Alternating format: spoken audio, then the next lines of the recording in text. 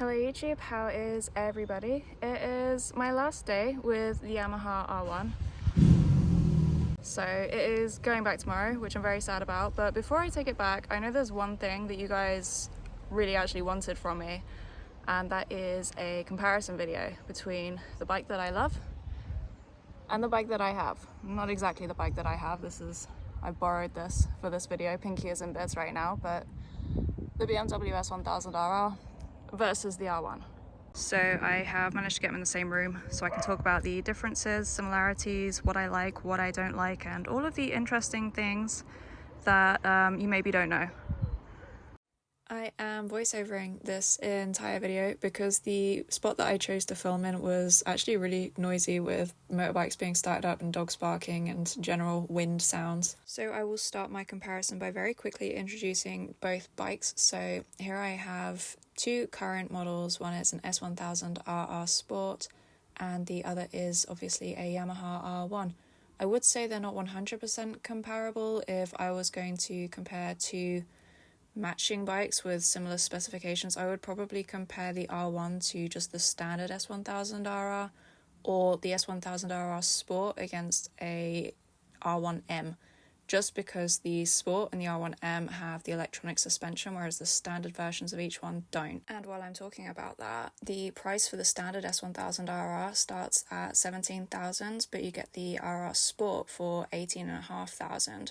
Whereas the standard R1 starts from 18,500 and the R1M is just under 21,000, and those prices are in British pounds. So it seems weird to me that the BMW is actually the cheaper option.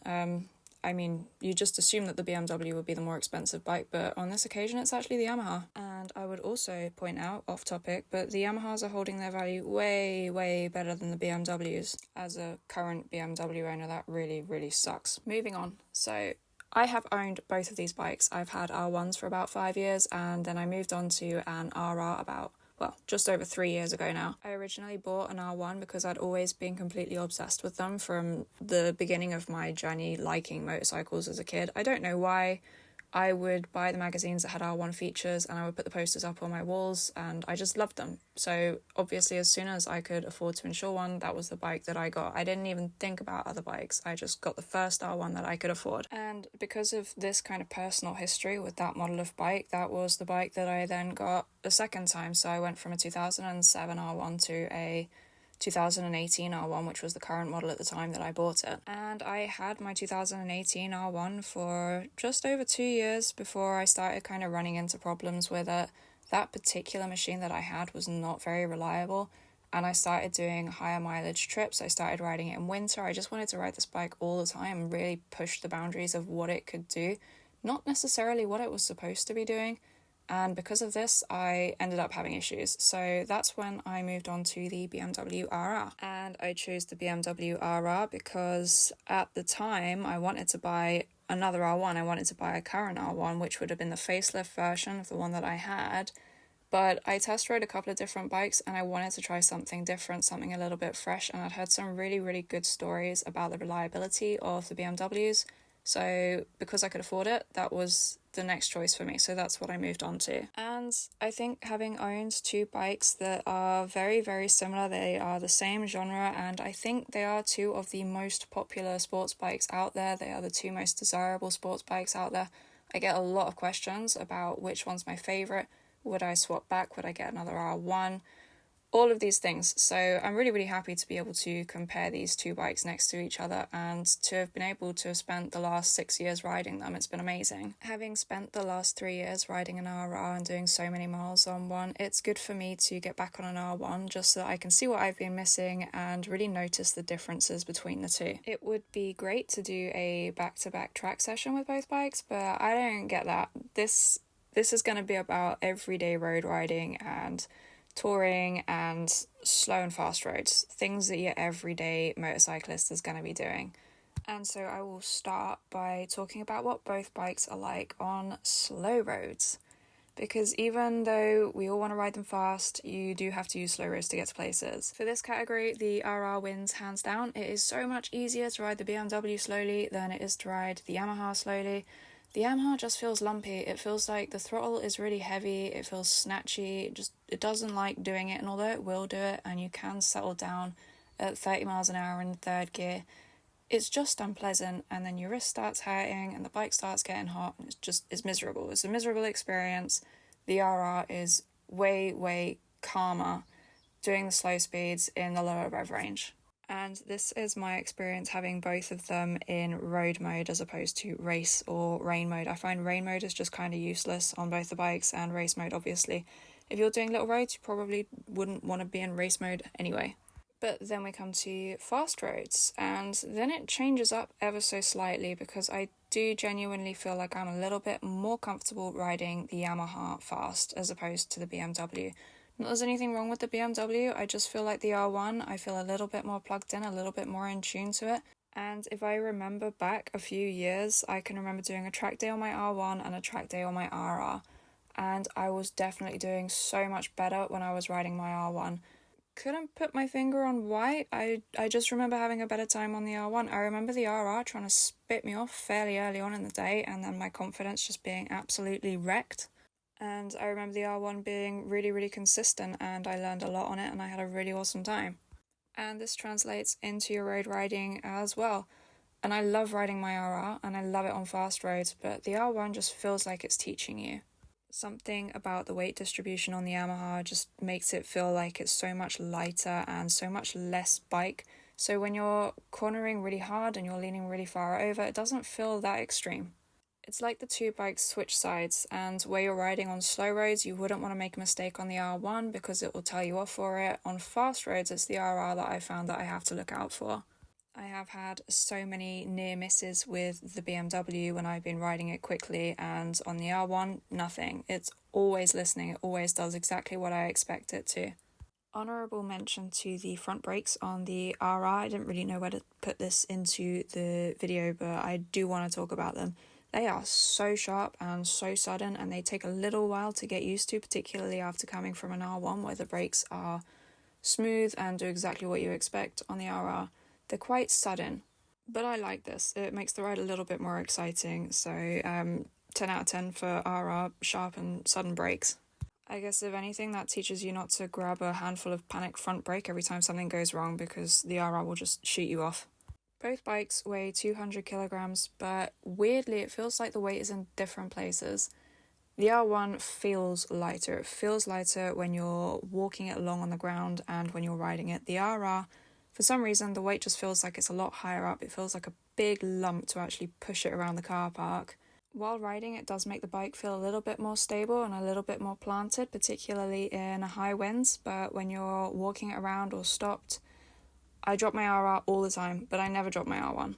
The riding position on both bikes is fairly similar, but what surprised me when I first rode the RR is that it's actually a little bit more upright than the R1. And the difference is probably so tiny, but the bars are a little bit higher on the BMW, and I think the foot pegs must be a little bit lower as well. So even though it is a sporty position, when you're sat on it, it just feels that little bit more comfortable.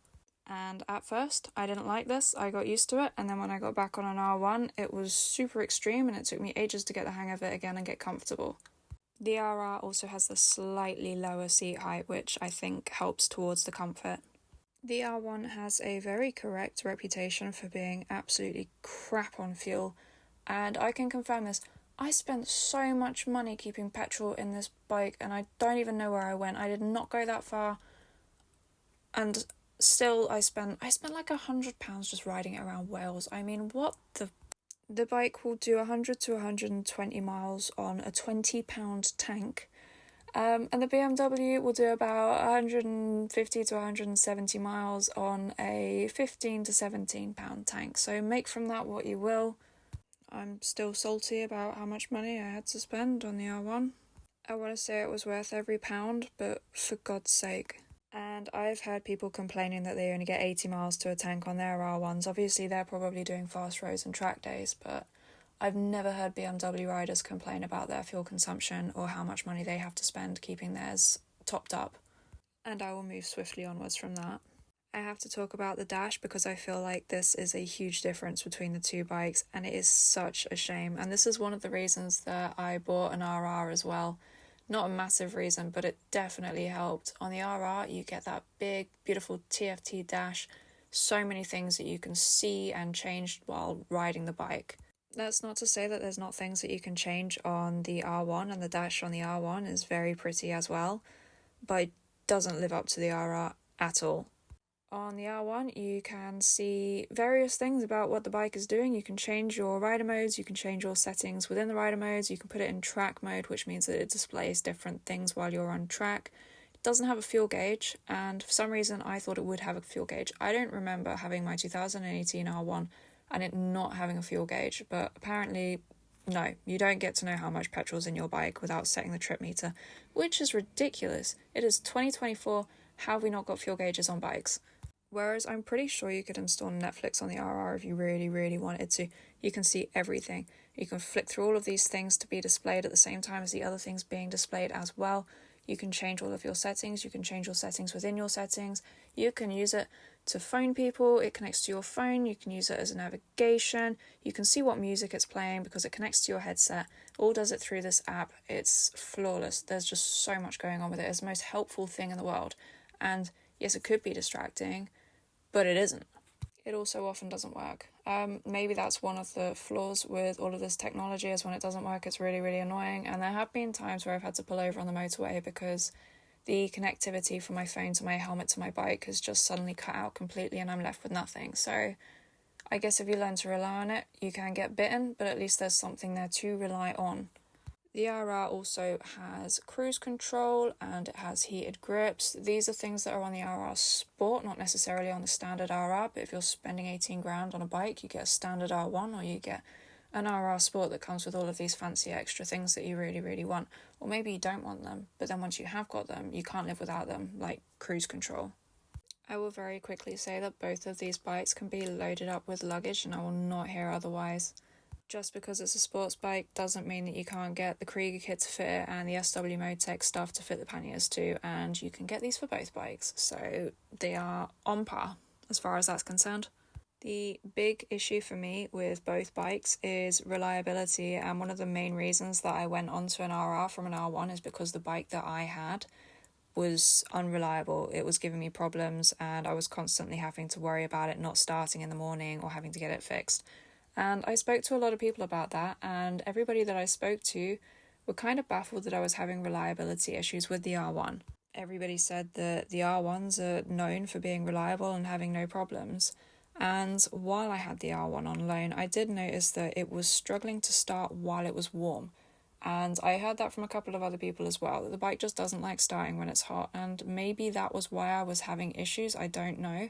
And I don't know if that's something that can be fixed or if it's something that you just have to deal with. Maybe it's a little bit embarrassing when you stop to fill up and then you go and start it again and it's still a little bit hot and it doesn't want to do it.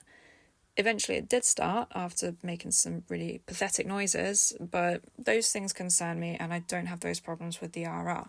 One of my favourite stories that I heard about while I was considering buying a BMW was that one of my friends had a Gen 3 RR and he didn't get it serviced. It was way overdue its valve service. It had no love at all. It was doing long miles in the winter all the time.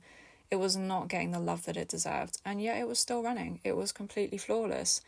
And upon hearing this story, I thought, well, it's a no-brainer. I have to get an RR because not that I don't service my bikes, but I definitely don't show them the love and affection that they probably should be shown. So if a bike will run despite this, then that's probably the bike for me. However, 24,000 miles into owning an RR, I have come across some corrosion problems, which maybe are my fault, maybe aren't my fault, but I'm definitely not the worst person for keeping bikes looked after.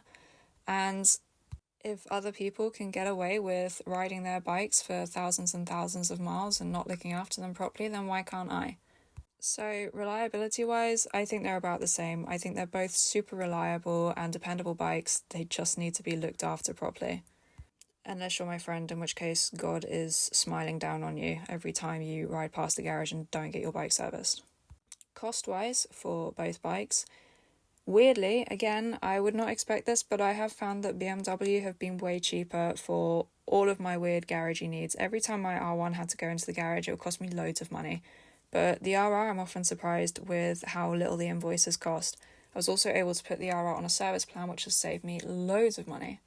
Unrelated, but a big part of owning a motorcycle is how other people react to your motorcycle.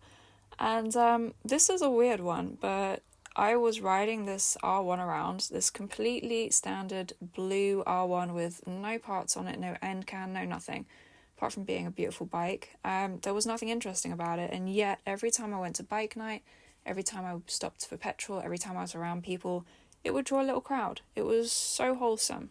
People absolutely loved seeing the R1, and RRs, there's probably about as many R1s as there are RRs, and I think the only reason that I get so much attention when I'm riding my RR around is because it's bright pink.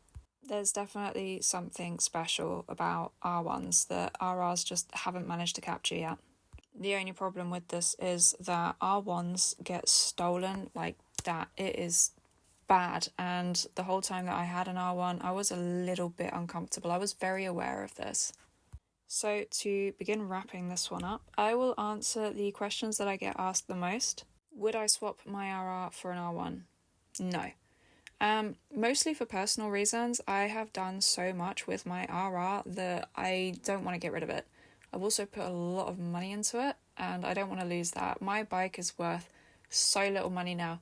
And that actually raises a point. The value retention on both bikes could not be more different. For some reason, the R1s are retaining their value so well.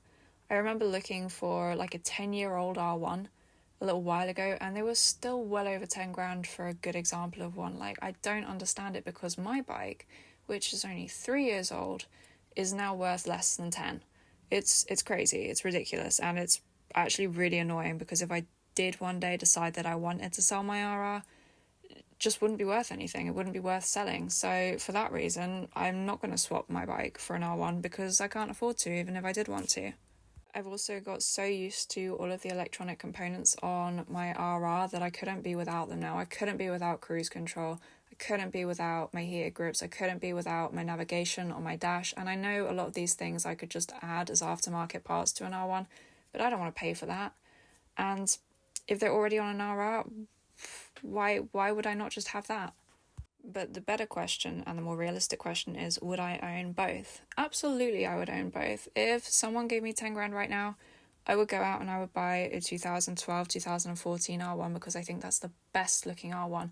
And when I was growing up, that was the R1 that was current. So in my head, that's always going to be my favourite bike, both visually and just my heart calls for it, which I know sounds stupid. But if you talk to like a 60-year-old guy, his favourite bike in the whole wide world is going to be a 60-year-old bike. It's going to be the bike that he liked when he was growing up. And so for me, when I was growing up, it was that facelift big bang R1 with the under-seated exhaust and the bug eyes. I just absolutely love them. I wouldn't swap my RR for one, but I would like one as a second bike, and that would be the one that I would look after and keep clean and only take out when it's nice and sunny and dry, and I would stare at it, put it in my bedroom if I was allowed to. But unfortunately, people don't care about that. So if I could only have one, it would be the RR. Sorry. And that breaks my heart, but practicality over feelings.